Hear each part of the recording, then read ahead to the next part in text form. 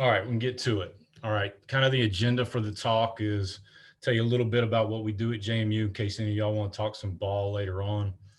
We can do that, and because I like to talk, special teams with guys that are doing similar stuff, have similar ideas and concepts.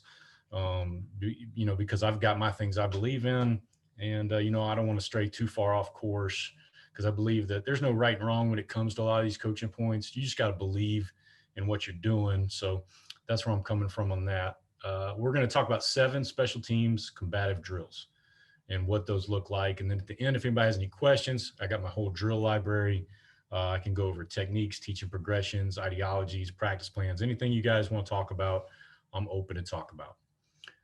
All right, on punt, kind of who we are. This is who we are on punt. We're non-traditional. We're usually a two-man shield, sometimes three, multiple gunners, multiple formations. We lined up in 21 different formations last year, multiple launch points.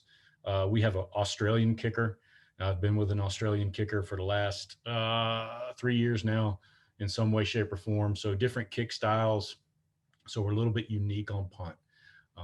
So if you're doing something like that with a two-man shield, would love to talk to you, go over blocking patterns, things that you're doing. Punt return, we're real balanced. I just try to approach it like, hey, this ain't a playoff for the punt team.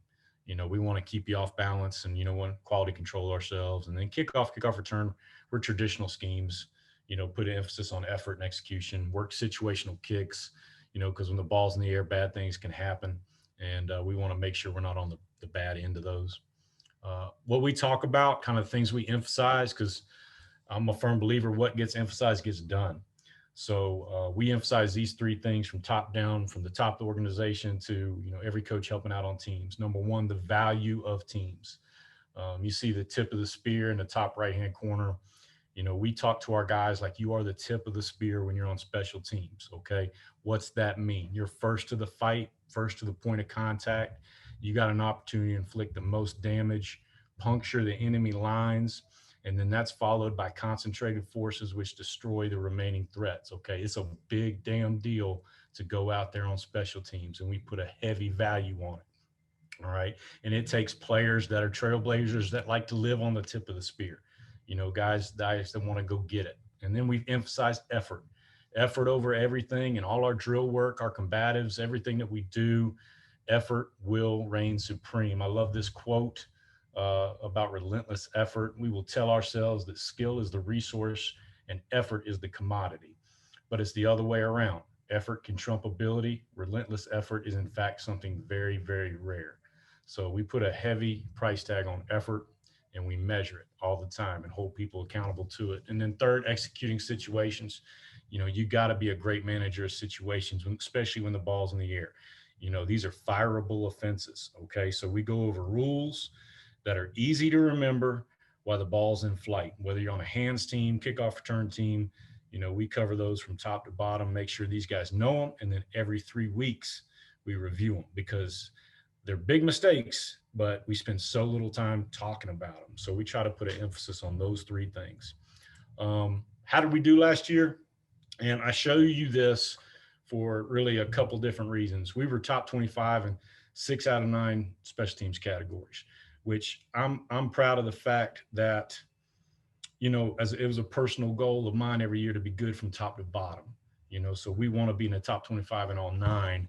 We were top 25 and 6. We got a lot of room for improvement on a couple units. Okay. But I show you this slide for 2 reasons. In the special teams coordinator world, excuse me, you're going to get jobs because of your stats. I got this job because of stats, other places I was at. And it was nothing I did. You are only as good. Your stats will only ever be as good as your kickoff guy, your kicker, your punter, and your returner. So recruiting is crucial if you can recruit, and development is crucial. And evaluating personnel on your team and putting them in the right spots is crucial, especially at those positions, because you can have a kick-ass punt return team, but if your returner sucks, you're never going to get these stats, and it's going to be really hard to get noticed in the coaching world if you're not putting up these numbers. So keep up with your stats and do that. So just a little side note there, and some of the things that we did. And it doesn't come without a price tag. We weren't perfect. We got a lot of room for improvement. And you see, we were 1 in block kicks, but we also allowed 2 fakes on extra point field goals. So, we didn't spend as much time as we needed to on that. So uh, that'll humble you real quick. Okay, let's jump into combatives and what they look like. Combatives for us, I'm sorry. Combatives for us are one-on-one special teams crossover battles. Okay. Special teams, we all know, comes down to who can win your one-on-one battles. All right. And I'm big on visual imagery. So that's why you see these cinematic classics right here.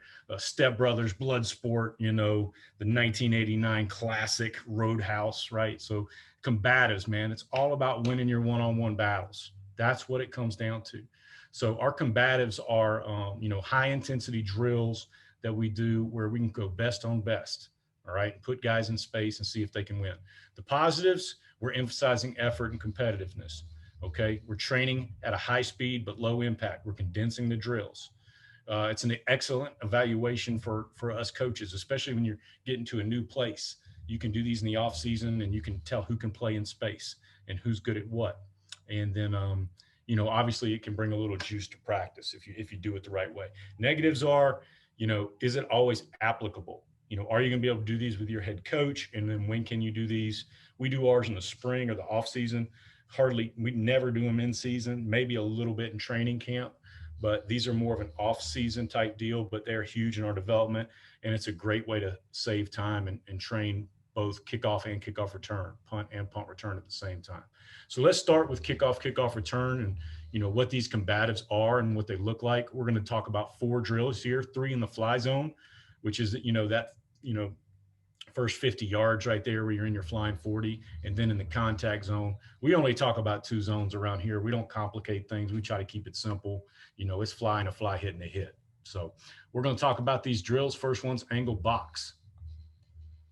Okay, the angle box drill. Let's go over the setup real quick. Okay, we got a kickoff return guy right here at the 10-yard line, and then we have a kickoff guy right here on the goal line. Okay, and then they're spaced out 10 yards apart. There's a 5x5 box located between the 20 and 15-yard line, right on the numbers, and then there's a pop-up at the 30-yard line. Okay, the command will be 1 whistle.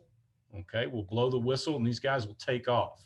Now, we'll just focus on the kickoff return aspect of it this first go around.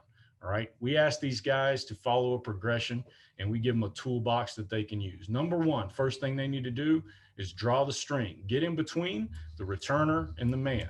Okay. So nice drop and draw the string. Then we want them to turn and locate. We want them to pin that chin into their shoulder and find their man so they can locate where he is. Now we've reached what we call and force them to go where we want them to go. So we deadbolt the door, and then we're going to catch and drive. Catch is a very negative term in football, but we do want to absorb the man with our feet hot and then drive him, which is basically hitting our target and relocating him with our feet. So you'll see this young man right here drop to the middle of the box. He's in a good spot. And then he does a nice job of keeping his feet hot on contact, right? And now he is going to relocate him with his feet, okay? Now, he's done a good job getting him off the line. Now he needs to finish. It's all about finish in the special teams world. We're 13 seconds, all-out effort every single time. He needs to fight his ass off to stay in front of his man. Now, what that could look like could be ugly, but we've got to keep him covered up. Okay, next rep. Let's focus on the kickoff aspect of this. We tell our guys on kickoff, you run. You run as fast as you can. This is one of the hardest jobs in football, to block you. So you're going to run as fast as you can, and you've got, for this drill, 2 options. You beat him front door, okay? So if the returner is here, we beat him front door, okay? Or we go back door, all right? A lot of guys teach cut to the butt. That's great stuff. This is what we use, okay? We say you go front door, you go back door, or you bust down the door. You got 3 options in the fly zone. So what's that look like? He's going to run at him, okay? And then in this drill, okay, on this rep, he's going to stab and go, okay? And he's going to go back door. So he's going to stab inside, go outside, all right? So let's watch his technique on the back door. right? Stab, knock the hands down, and now he needs to finish. If you go backdoor, that will equal a very flat finish, okay? You've got to put them on your back and finish at the returner. You're working to get in front of the returner at this point, okay? So if you go backdoor, it's got to be a hell of a flat finish. Now, as far as kickoff return, man, right here, all right, he has no feet and he lunges. He doesn't keep his feet hot. He doesn't do the catch aspect. And then he doesn't drive because he doesn't make contact with his target. He lunges and then he's beat. All right. He's beat. So his feet are hopping. He's not giving a little bit of ground and absorbing it. All right. Next rep. All right. Good deadbolt here. Okay. He's setting heavy on the inside. And this guy makes his stab with way too much space right here. Okay. Kickoff guy has too much space on his stab and he slowed up. He didn't run full speed into it. He started to raise up and then he's dropped his hip level. And now, with that space that equals time to recover for the kickoff return guy, he's got set up on a deadbolt. He's going to win this rep. And deadbolt means if you come inside, I'm locking that door, right? You come inside, I'm going to get some good contact, be strong with my inside hand. Hey, okay. Coach, quick question for you. Yeah. Do you give him keys to determine whether he takes the front or back door? Is it like a leverage thing on the returner, or how do you teach that? I'll tell you exactly how we teach it from kickoff, from start to finish. Run as fast as you can. This game was meant to be played instinctual and fast. You're on this unit because you're one of the best we got, okay? You want to beat that guy where he opens up to beat you. So if he sets up heavy inside, go beat him front door. But there's going to be those times where you got to go back door, okay? When he sets up a certain way, we want you to play fast, beat your man, and then the next thing we talk about with them is leverage on the returner. So our kickoff team, everybody's got a certain leverage they're working, whether it's force, right? We talk about nose up, left shoulder, right shoulder. Those are the leverage points we give them, okay? So once you beat your man in the fly zone, now you want to work to get to that leverage point on the returner. So we give them a toolbox, coach. We don't necessarily say always cut to the butt. Now, game plan wise, we may, key the back wedge, okay, something like that. And we do a really good job, I think, of scouting our teams that we play and say, hey, look for this guy to block you. If this guard doesn't block you on the kickoff return team, it's probably going to be the center, okay? So we try to give them initial keys and tell them, hey, there's somebody assigned to block you, right? There's somebody assigned to block you. This isn't just a free rep for you. So, feel that block, beat that block, win the play. Thank you. Okay, this is an ineffective backdoor, all right? This guy does a nice job setting up. He's like him to be a little bit further inside, but it's hard to tell with this camera angle. But kickoff guy goes backdoor, way too wide. Right? Way too wide, couldn't flatten it off. He ends up getting locked out. Good job by the kickoff return team guy, getting that long arm on him and finishing him up the field. Okay. Stab and go. And this guy's going to go front door now. We always talk about front door and back door relative to the returner. So it's not relative to anything else, which way the ball's kicked, wherever that returner is. If you go towards them, right, that's front door. If you go behind the block, that's back door.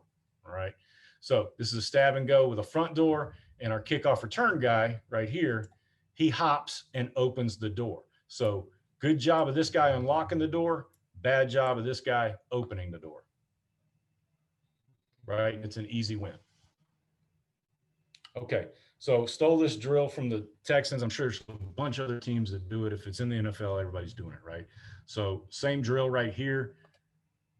Just so you can see, I'm not full of it, that other people do it. Okay, and you'll see a great backdoor technique right here, and you'll see a deadbolt with no finish by the kickoff return guy. Good deadbolt, but no finish. Finish is vital.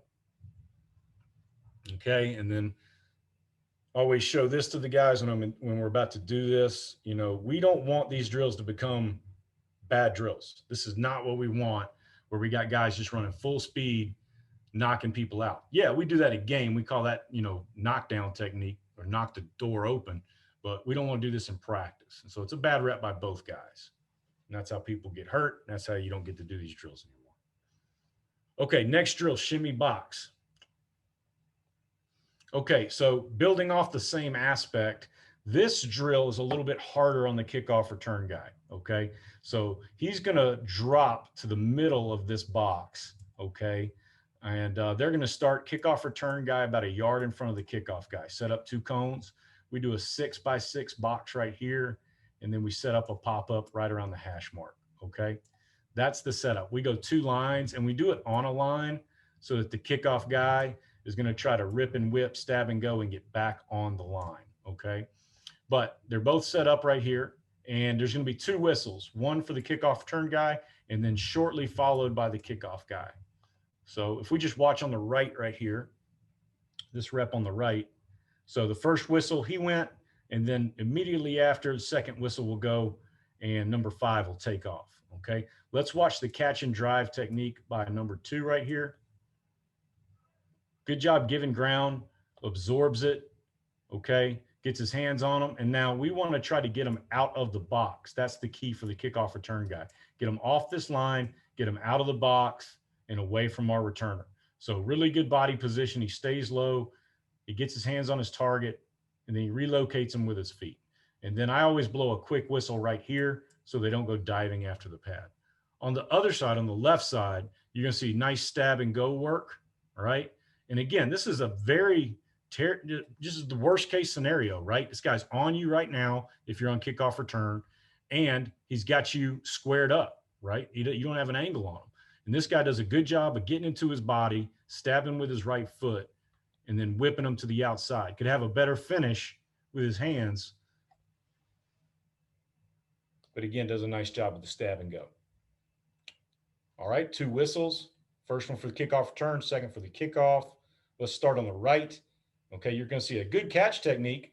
Does a good job catching them, right? He makes good contact. He's starting to drive them out of the box, but then his feet just give up, and the other guy keeps fighting, right? So he ends up winning that rep.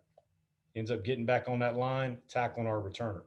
And on the left, really good catch and drive technique, right? He's giving a little ground. He's a little high. He's a little wide with his hands, but intercepts the man, absorbs him, and then drives him off the line, keeps him off our returner. Really bad technique right here by Coach Cain, short, fat, white guy right there. Okay, trying to demonstrate with poor body position. All right, on this one right here, we got a guy stopping his feet on the right. Stops his feet, you get beat. You got to absorb the blow, okay? Good stab and go by 38. On the left, okay, you got kind of the same thing going on. He's stopping his feet, and he's hopping. 24 is right here, and he's got a wide base. Everything about this position is bad.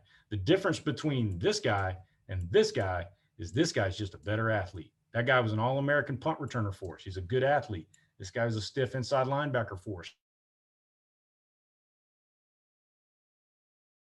but still win, okay? So if you can identify a couple of those guys that you can use on special teams, they just got a knack for it.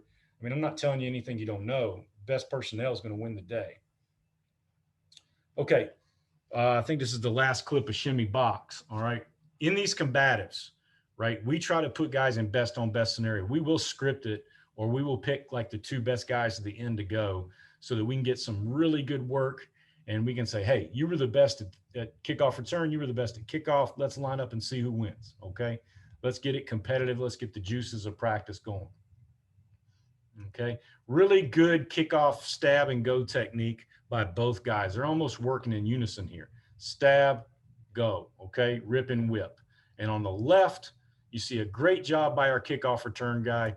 That's good. Sit and fit, does a nice job squaring it up. And then you'll also get some bad stuff. This is an obvious hold, right? This is not what we want. And we make sure we point that out because we put a heavy emphasis on penalties on special teams, not having egregious ones like that. It's just ridiculous. Okay, but 2 guys getting after it. All right, last drill for the fly zone, Lions and Gazelles. All right, set up for this. You got 2 guys. Okay, as soon as we get to it, I think I gotta fast forward it just a hair. Okay, this guy's on kickoff return. This guy's on kickoff. They're 8 yards apart. You got a 6x6 box down here at the 30-yard line. Okay. And then there's some bags on the left. I'll show you where they're at. And then at the, I believe the 40-yard line, we have a returner. Okay, so let's watch this drill play out. 2 guys running, leaving on the same whistle. And now we are putting this kickoff return guy in the worst situation possible. Okay, we didn't develop this drill, but the emphasis behind it is how do we train our kickoff return guys and our kickoff guys and emphasize the fact that you got to run and get in position. You got to run to win on kickoff, and you got to run to get set up on kickoff return. Okay, this guy does a great job. We're, again, trying to get him off the line, and the kickoff guy's trying to finish in between these two cones. Yes, we didn't have a returner. It was just two cones, okay? And that it's just a rip and whip drill, stab and go drill for kickoff. It's a catch and drive drill in the worst case scenario for KOR, all right? This is a good battle. So it's going to come down to who will finish, all right? Who will finish? And 35 edges them out at the end and finishes inside the two cones. All right, kickoff wins this drill. That's a really nice stab and go by 22. Again, we're just putting a big emphasis on these guys running, stab, go, rip, win, get on your line, finish through, right? And we do this in front of the whole team. We'll usually script it, so I know who's going against each other, so there's no mismatches because we don't want to waste time. And we got all these eyes, all these recruits, the whole team. They're watching you, man. It comes down to one-on-one battles. Who's going to win? All right, one whistle. Going to send them both at the same time. I think I was catching my breath. There we go. All right, this is what I'd call a UB, okay, by the KOR guy. Ugly, but effective. 42 right here is high, right? He stops his feet a little bit. He hops a little bit. It's not pretty. He overreacts to the stab, okay? But he fights his tail off to get in position, and 42 doesn't capitalize on the open air. He works wide, and we intercept the hip, and we're able to push him offline enough where he can't win. All right, again, we're emphasizing speed, speed, speed. We're going to cut to the last rep. And competitiveness, we want a run fast mindset, okay? So again, this guy's got a harder job. So if you run as fast as you can, you're going to have a significant advantage, okay? And we try to instill that in them, instill that mindset on kickoff every single time we meet. Boom. We want it competitive. He unlocks the door with the stab and go, gets him on his heels, runs through the soft shoulder right there. Finishes the drill. And there you go. Let's move to the hit zone, okay? Hit zone. So now we're in the contact zone, right? Whatever you want to call it on kickoff, KOR, all right? So the setup for this, okay? You got a returner on the goal line right here, okay? And then we'll have 3 kickoff return guys. This is more of a backline drill, okay? And then we'll have 3 kickoff guys. We put these bags a yard to 3 yards outside the hash, and there's 1 whistle for this drill, okay? They're about, I think, 8 yards apart on this front line, all right? And if you guys need pictures of these diagrams, that's easy to get you. You just DM me. All right, 1 whistle. They're going to drop 5 yards back. They're drawing that string, right? They're getting in between the returner and the kickoff guy. And now we want to give these guys 3 things in their progression. We want to drop, we want to set, we want to attack, okay? We really want to get into that a little bit more. We want to quarter the man. What are we taking away? You know, how are we setting up the block? But to be simple, drop, set, attack. That's the mindset we want to have, okay? So these guys drop, set, attack. And when they attack, that triggers this guy to go. So you got to have a guy back here with the returner not to leave until they attack on the block. Okay, from a kickoff standpoint, this is basically a button press drill. We want to shock, lock, and go. Violent disengage, okay? So you see a nice button press, lock it out, and then we have no violent disengage, and that's why this guy's able to slip through here, right? Don't get off the block fast. And nice vice tackle, but a good returner is going to split that. Need a violent disengage. All right, here's us doing it on the low quality video, right? Not as high def as NC State right there. 1 whistle, 5-yard drop, set, attack, button press, okay? And go when you know. We want to peek over the outside shoulder if you're on kickoff, right? Peek over one shoulder, control the blocker, okay? Work off the blocker with a violent disengage. Throw off, tag off, okay? Throw off, tag off. Good rep by the middle guy. And like people say, we're going to get somebody hurt. This is our starting middle linebacker team captain. This guy plays for the Cowboys now, okay? This guy was a senior defensive end. This guy is our will linebacker. So we put these guys out there for a reason. We want our team to see that you got to have special people on special teams. We want them to be tone setters, trailblazers. All right, that's doing it right from a kickoff standpoint. Next rep, one whistle, drop set attack from a KOR standpoint. And now you'll see the kickoff guy right here. We give them 2 rules in the contact zone, okay, in the hit zone, right? 10 or more, unlock the door, okay? 10 or more, you can make a miss, go make the play, right? I don't want to slow you down. If you can make this guy miss, no reason to run into him, make his job easy, go make the play. But this guy right here, he does the same thing, but he's 10 or less. 10 or less, we got a button press. So you'll see 35 right here. Okay, he picks a side. That's bad news bears, right? He picks a side, and now big lane for the returner. Any returner worth his salt going to hit that right there, and 42 is our only chance, okay? So 10 or less, button press, 10 or more, unlock the door. All right, this is also, all these drills are great work for your returner when you're doing these 3-on-3 drills, okay? Right here, we teach our returners, these are hard blocks, especially this guy in the middle, because he's got no leverage. Like these 2 guys on the outside, they can set up, they got an angle. That's beautiful, right? That's easy. This guy's one-on-one in space right here, one-on-one in space. So make his job easy by setting the return up, right? Make his block easy where this guy's got to commit and he can get on an edge and then take it away, right? Set up your blocks. Set up that block right there. There's always going to be one-on-one block that's harder than the others because of the angle. So you got to make sure you set it up as a returner. It's your job to do that. All right, this is also great work from a kickoff perspective because you can work like some gap exchange stuff, right? You see right here, this guy right here, and it's tough to see, he's the kickoff guy, and he just made this guy really cut laterally, okay? And this is the other kickoff guy right here stacked right behind him. Well, when color crosses my face, I must replace. So this guy came from that direction, crossed my face. Now I need to, what, gap exchange that fall outside, right? Fall outside. And then backside, this guy's stuck right here. He's going to end up on a good pursuit angle as this thing pops. So we're working gap exchange.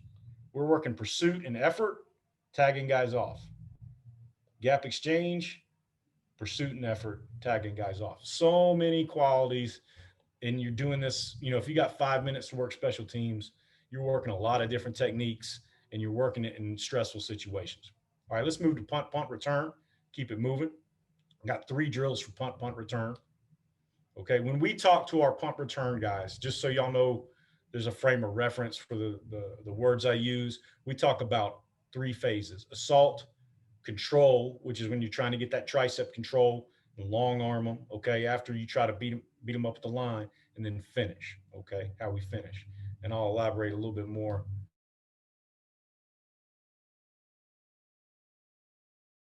Assault rush drill. So more of a punt team drill than punt return, okay? But the setup for this is pretty simple. We got a long snapper right here. We got a guy on a cone being the punt team, you know, front line core blocker right here. And then we've got a punt return guy set up outside shade. He can be up to a yard off, all right? And then we got a cone at 7 yards, and that's for the punt team coverage guy, and a cone at 10 yards simulating the punter for the punt return guy. And all we're going to do is we're going to give this guy the option. You can rush outside, rush inside, or hold him up and assault him at the line, all right? And you've got 2 seconds if you rush to get to this cone at 10 yards, all right? And you win. And then the punt team guy, if it's a hold up, he's got 2 seconds to get to this cone. Whoever gets to their cone, based on what the punt return team guy does, in 2 seconds or less, wins the drill. Boom, you got an inside move. Great job by 54, taking a good firm step, strong with the right hand, not allowing them to win inside. Now, obviously, this gets a little ridiculous. We need to run it for 2 steps and escape. But for the purposes of the drill, you're either protecting or you're running to the cone on a hold up. So this was the first day we did it. It's not, you know, perfect, but it's getting the point across. You're either protecting or you're running away from the guy. Okay, great hold up recognition by 18. He's on punt team. He's going to recognize hold up. Boom, I'm out of there. Knock the hands down and go. And we didn't make them get exactly to the cone. They just had to get to that level. Okay. 99 gets beat inside right here. Bad step, right? So good coaching point in practice. Good job by 35. Again, 35 is a guy that didn't play much for us. You know, he's showing that he can make a quick move. He's got a little twitch, get vertical. You can use a guy like that on punt return. Same thing right here. So this showed up twice in this practice. So it was like, hey, we got to work on these inside moves, right? We're finding out flaws and in our technique. Like we're taking too big a step. We're not getting that first step down fast enough, right? And we're getting beat by guys on inside moves. So it's just a great evaluation tool for your own coaching. Okay. And then we got a guy here who was one of our starters on punt team, and he's got no hold up recognition. He's got a low football IQ. He just can't get off, right? So we're evaluating these guys, and you know what troubles are we going to have if we put this guy out there? What techniques do we need to teach these people? Okay, so that's our assault rush drill. And we do this drill a lot more, our 3-on-3 dog drill. Okay. So set up for this, we have 3 cones 5 yards apart. Punt, I'm sorry about that. Punt return, okay, is facing the screen here in red. And then punt team coverage guys are right here going that direction. Okay. And then we have some bags set up 3 yards outside the hash and a returner at the 35-yard line who will leave when the punt coverage gets within 5 yards of them. Okay. But we're going to one whistle this and everybody's going to take off. I don't make them protect step. We're trying to work a good assault. Okay. A good assault, get to control, which is basically intercept the hip, gain tricep control, and then obviously finish if we're on punt return. If we're on punt, we want to escape, stack our man. If we can't stack our man, we want to squeeze our man. And then we're working these 3 techniques. You know, you could be a 1-on-1 leverage tackle or a 2-on-2 vice tackle or 2-on-1 vice tackle. Sorry. Okay, so I'll blow the whistle. And in this rep, you'll see a really good assault here on the left and a poor assault in the middle. Right? Good assault on the left. He flattens him. He's a one-man roadblock at the line of scrimmage. Okay, time at the line of scrimmage equals yardage gain for the returner. 13 in the middle opens the door so 17 can win. Now from here, you see an example on punt return of a good stack. If we beat a guy, we want to get him on our back. This guy won at the line of scrimmage 17, but he did not stack. So he's going to get intercepted as an end result. And then 5's doing a nice job. He got beat at the line a little bit, but he intercepted the hip over here on the right. So 17 is now blocked because he didn't stack his man, and 2 has a chance to make a great leverage tackle in space. So these examples just come up. You don't have to force it. Like stuff just happens. You can do these drills. I've done it years without teaching all the techniques first, you know, just teaching as we go. Okay, depends on how much time and where you're at. Okay, punt team dominates this rep. So this is really not what you want to draw up as a clinic tape. The punt team just gets the hell out of there and wins the rep. But it's good work for the punt team because there's going to be times when it's easy to beat your guy. You still got to make a nice vice tackle, right? You still got to leverage the ball correctly, right? You don't want to get anybody overcommitted. You don't want to lose contain. So there's still aspects of coaching. All right. We're in the control phase right here. All right. We teach a long arm. Once I get tricep control, I want to long arm this guy to widen him. Okay. Don't necessarily need to sit and fit right now and capture the man. I just want to long arm him, control him, and widen him. And then have good eyes. You can see this guy's eyes right there on the hip. Okay. And then if we don't have tricep control, we're working to get it. All right. We're working to get it. We're going to get to an intercept point on the low hip and then try to get control. But really good job by 40 on the left. Widen them out almost outside the bags. Okay. Okay. We're out of phase. 39 is out of phase. He's beat, right? We tell our guys, we teach our guys to finish phase. You're either in phase or out of phase, right? So if you don't have it, you need to get it. And if you can't get it, then ultimately we need to work a save it technique. But he doesn't have it right here, but he can work to get it. He can work to that low hip and still intercept and win this rep. So he loses, but he does a nice job of getting in position right here and sit and fit. We teach a sit and fit, right? We like things that rhyme, okay? We got a good sit and fit on the left. We got a poor sit and fit on the right. He's out of control. The guy in the white jersey runs up the field, and then our punt coverage guy works a flyby technique. Okay. So these guys have got to slow their feet. Let's work to intercept, sit and fit. And then obviously we try to retrace it. But a good job by the punt return guy. Good job by that guy who got beat but gave great effort, caught up, got in a good position. Okay, when do we save it, right? So like this guy's working a save it technique, which we all work kind of that flyby post up technique if we get beat, but he doesn't need to. Like he took the coaching, but it's like the wrong application. Like there's way too much space to be saving it. He should have just captured the guy, right? His guy ends up making the play because he just saves it way too early. This is a last stitch effort type of technique, not something you do right there. Okay, one whistle. Here we go. Punt versus punt return. All right, good assault right here and nice long arm transition. So going from assault to long arm or assault to control. So really good job making him stop his feet, getting tricep control. Okay, and he's in a great position to win, and he's cost his guy time at the line of scrimmage. Good stack by the white jersey right here on punt team. He's got a good stack. Now he's working his leverage point. Okay. For the drill, make it a good leverage tackle. All right, good right here. Sit and fit by the punt return unit. Bad right here by number 14. He's got his hands on his back. That's going to get called. If this ends up being a big return, it's coming back, obviously. So we want to work proper techniques, and we want to hold guys accountable to it. So we do points for everything. If you win the rep, if you lose the rep, and we keep score, and penalties are big, big things for us. So those are negative numbers. All right, good assault here in the middle, but this is holding. He's doing a good job beating him at the line, but again, you got a holding issue right here. So we're trying to capture these negative plays before they happen on game day. And then we got a great vice tackle right here. We got two guys that did a good job winning at the line, but we still got to finish the drill, right? We still got to vice it. So let's work our leverage points. And we always tell the returner to finish so we can work pursuit angles. Really good assault right here, and we try to like juice it up when we get a real good assault at the line of scrimmage because we know that that's yardage gain for the returner.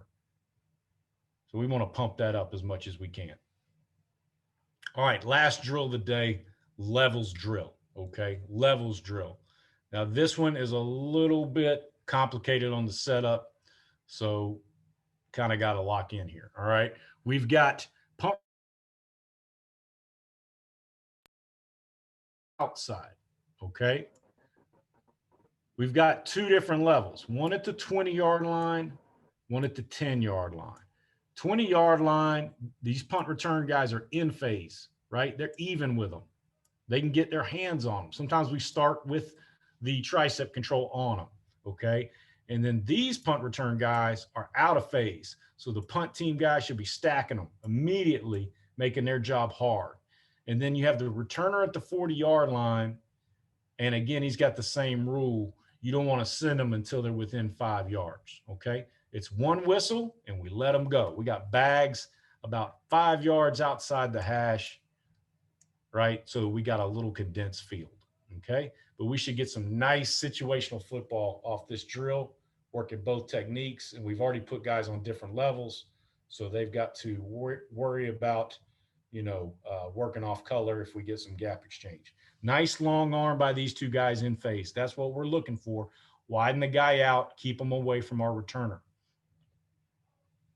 Okay, really good job by the punt coverage guy, number 34, right? Squeezing with a long arm. These guys are both long arming, so the long arm technique can work both ways, punt return. But he squeezes it down, and he makes this guy go flat. So now we should see a gap exchange right here and an easy tackle. We get the gap exchange. He tags it off right here, and then pursuit angles. We always tell the returner to finish because we want pursuit angles. We want effort, okay? Effort makes up for all our mistakes. All right, levels drill again. 20-yard line right here, we're in phase. 10-yard line, we're out of phase. Returners at the 40, one whistle. Punt return on the inside, punt on the outside. Good long arms, And here we go. Great long arm up top right here. Okay. He's going to take his ass all the way out of bounds. Okay. These two guys, the out of phase guys, are beat. These two guys right here, they don't have it, so they need to get it. All right. They need to intercept the low hip and sit and fit. And they do. Nice sit and fit. Take the coaching. The long arm's still going on over here. Good finish by the returner. Hey, Coach, is there a distance from the returner where you preach the sit and fit versus the smoke screen or the save it technique? Well, a distance. So I'm trying to go back to our teaching progression because I don't want to tell you something we don't do. We teach our guys, work to control. If they can't get control, get it. If they can't get it, save it. What's that look like? Well, if I'm running to intercept that hip and I feel like the returner's already caught the ball, right? He's closed that space. I guess if I had to give it a number, it would be about, 5 yards, within 5 yards of the returner, work to save it, just play fast, be instinctual. If you think you can get it, get it. If you definitely can't, you get there and you're freaking beat, save it. Gotcha. Thank you. I tell you, the save it technique, it's really helped us like on those kind of punt returns that kind of go crazy and it's like scramble drill and you got a lot of open field blocks and, now you can't crack back on people. So we end up just like kind of knifing through. And if we crack back on people in a save it type technique where we throw our hands up, it doesn't get called as a crack back block. We had that come up a couple times and it saved us from getting flagged and we still got to block the guy. And again, all these drills, we keep score, so we keep up with who's winning, who's losing. And you find out guys that want to be on teams, you find out about guys, and we reward guys who win, and we reward guys who take coaching points where they're using these techniques. Okay, no stack out of the punt coverage guys right here. They're just running side by side, and it's going to be an easy intercept for these two guys, okay? No stacks. And we got a good squeeze by our punt coverage guy, okay? He squeezes it down, but these guys didn't stack. They should have won. Neither one did win. And you can see the returner get loose, okay? So there's a lane there. We want this guy, we don't want him to hit it right down the middle. That's not what we want. Okay? One of the things you want to be careful of is you want to make sure you got a coach back here with the returner, okay? If you don't, right? I've had the guy usually back here just hold him by the jersey because this guy will take off early, like right here. Returner leaves too early. I mean, we just wasted everybody's time. You know what I mean? So that guy coaching that returner is pretty important. That's what I got today. Again, those combatives, we keep score. And every day we come into a meeting, usually in the spring or off season, we show them the scoreboard. And again, one, it builds the competitive nature. Two, you find out about guys that want to be on teams. You find out about guys that are taking your coaching points. What gets emphasized gets done. So if you're going to emphasize effort, competition, if you're going to emphasize certain techniques and you want to see it on film, you got to hang something over their head. So what I'll do is like the top 10 guys, call them our top dogs. I'll have them over for a dinner at the end of the spring. Or I'll have them over for, I'll get them pizza one day or something like that, So we I've done t-shirts, we've done dog tags, we've done little things. And if you just want to find out about guys who want to compete. So they've been instrumental in, I guess, training the mindset for what you want out of your special teams. And, for us here at JMU, we want to put a heavy emphasis on effort. So this helps us drill that and measure that and get that on game day. But with that said, Coach, I kind of open it up. Does anybody got any questions? It doesn't have to be about any of what we just saw. Maybe it was boring. I don't know. Hopefully you got something out of it. But anybody got anything? Hey, Coach, Mike here, Princeton football. Sorry I jumped on here late, but I'm glad I caught that levels drill. I like that drill a lot. I've always had struggles trying to figure out how to find a competition drill where we can get mass reps and get a lot of good work in. Like that's one of the better drills I've seen. So just wanted to comment on that. Yeah, I can't remember who I stole it from, Mike. I stole it from somebody though, so it's not mine. I got you. Yeah, I've always, I like it. I like where there's a group in phase, a group out of phase. You can get a ton of reps. Guys are, it's safe too. Safe way to rep it.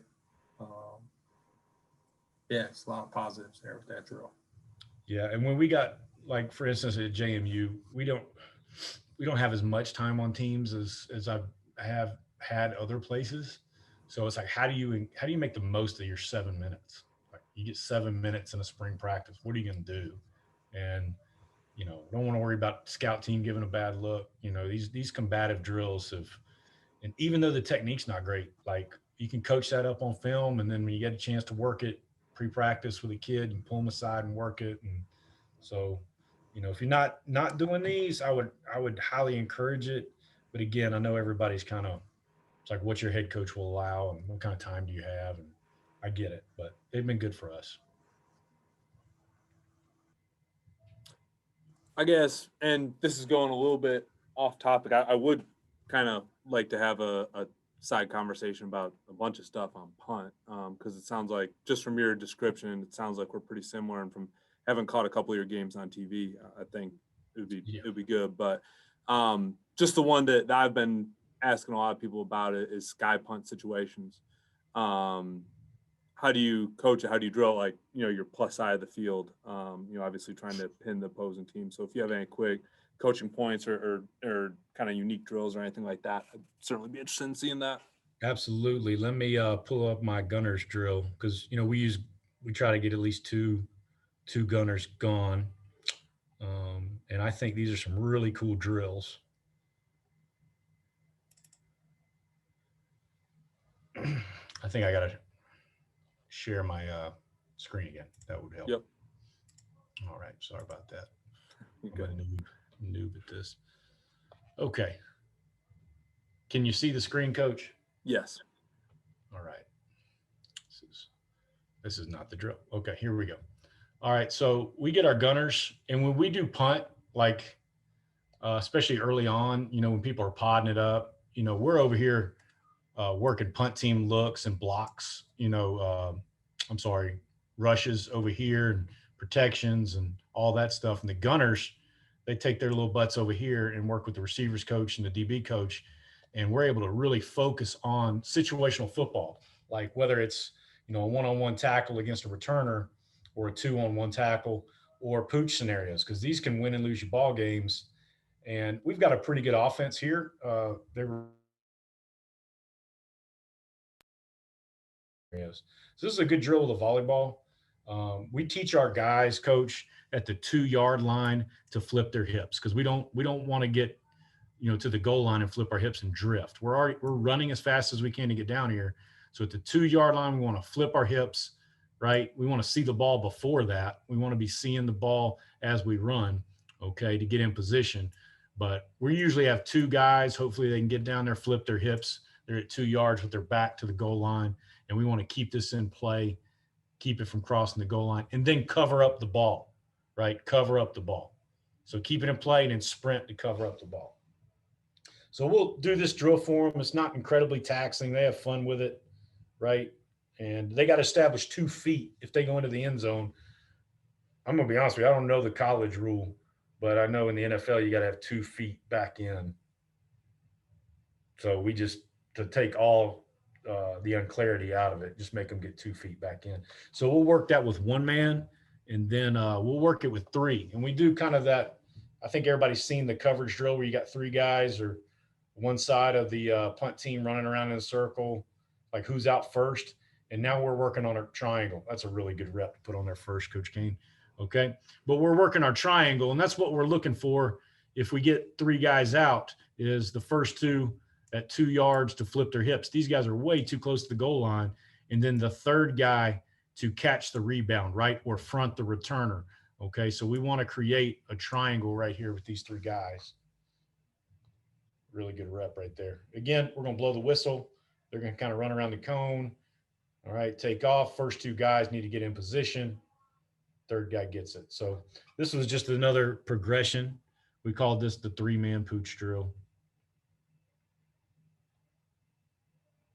right? And it was just something we worked. Okay. And then see if we had another one. And this is just another way to work the 3-man pooch drill.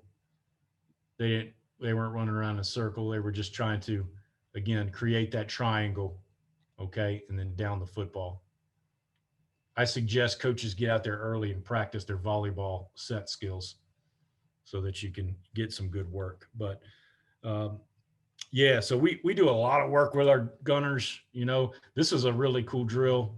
We call this the shoot your shot drill, right? So this would not be a pooch scenario, coach, but I just like showing this drill, right? We get the gunner coach right here, and he's going to throw the ball up in the air, right? And then he's going to either fair catch it or catch it, okay? So he's going to run it, this pop up as fast as he can. If he fair catches it, he's got to settle his feet, right? And not hit the guy. Don't interfere with the returner. But if he doesn't fair catch it, we want to smoke the guy. Okay. And so, and then when we teach them about returners' hands, we get into all that off film. But for this coaching point, man, we just really want to get these guys reacting to fair catches and shooting their shot. Because if you're the first one down as a gunner, we teach these guys to pull the trigger. We're not big on, hey, settle your feet, come to balance. That stuff's really hard when you're running full speed. So just go smoke the guy. If you miss when you shoot your shot, just make sure it's a good miss where you make him stop his feet and bounce, and the other gunner and the rest of the troops have got to get there. So we try, that enables us to use a lot of receivers as gunners who are naturally better at getting off press anyways. So yeah, this is a good drill that I really like, that I stole from, I think, the Redskins. So, but hope that helped, Coach. Yeah, that was good stuff. Thank you. Anybody else? Yeah, Coach, I saw on Twitter, you know, with some of this stuff, you guys blocked a ton of kicks this past season, which is very impressive. And I was just curious what some of the coaching points are, particularly with on punt block. Yeah, so we blocked 3 kicks on punt. We blocked 6 kicks on field goal. On punt, coaching points I'd give you is, you know, obviously you're looking for, you know, keys on where they're kicking the ball, and then overloading the shield or overloading the side, or, you know, you're always trying to look for that overload. I wish I could say we did more fundamental work on get off and turning our shoulders and really attacking the hip and knowing which way they're going.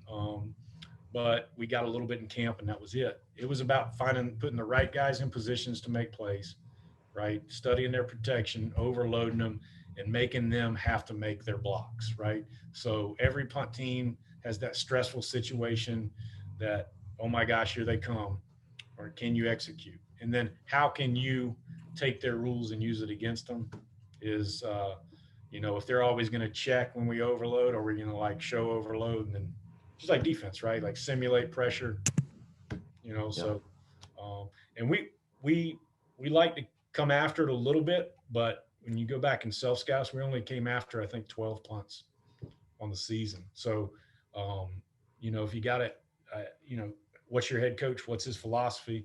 Like, if you come after it, you better have this is how we're going to block it. This is why we're going to block it, or at least have a chance. But I do believe you got to come after a couple of game, or else he's going to sit back there, and you're going to wonder why you can't get a return off, because he's got a 2.8 handle time or operation time, and Right. you're just getting down there, and you're yelling at, you know, Jimmy for not holding up. Well, I mean, you got a 4-second hang. He's back there with a 2.8 operation. I mean, you do the math. Like, it's hard to hold up that long, and then it's only a 38-yard kick. Like, what do you want to do? So you got to come after it, force the issue, force some bad kicks, force these guys to block, and not let it be a play off. Yeah. So simple What's your answer. head Get good coach people. philosophy? Sorry. No, you're good. Go ahead, Mike.